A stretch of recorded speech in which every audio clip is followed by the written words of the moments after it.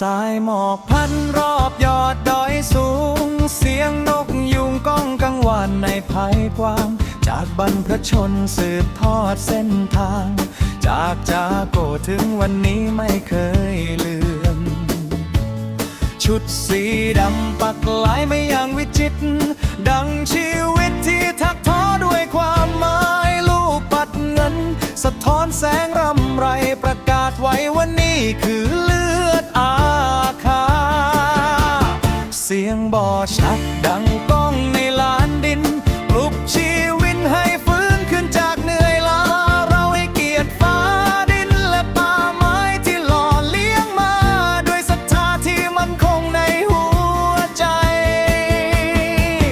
อาคาเช็คขาจิตวิญญาณแห่งคุณเขาโลชิงชาทาลมน้ำและแดดใสรักษาต่อมาประเพณีที่ยิ่งใหญ่จากยอดดอยไกลส่งเสียงไปให้ถึงฟ้าภูมิใจในรากเหง้าเราคืออาคา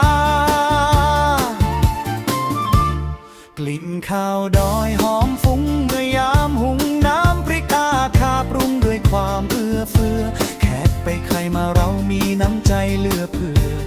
ความเชื่อเรื่องประตูผีคอยคุ้มครองภัย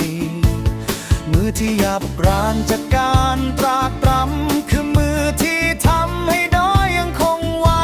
ความกตัญญูสลักลงในใจสืบต่อไปชั่วลูกชั่วหลา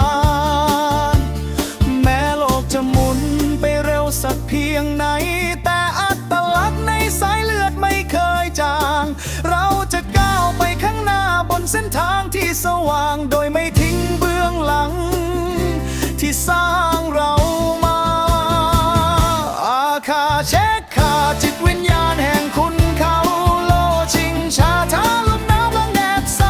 รักษาตามาประเพณีที่ยิ่งใหญ่จากยอดดอยไกลส่งเสียงไปให้ถึงฟ้าภูมิใจในรากเหง้าเราคืออาคา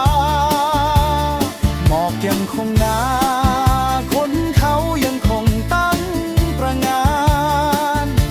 อาคายังคงอยู่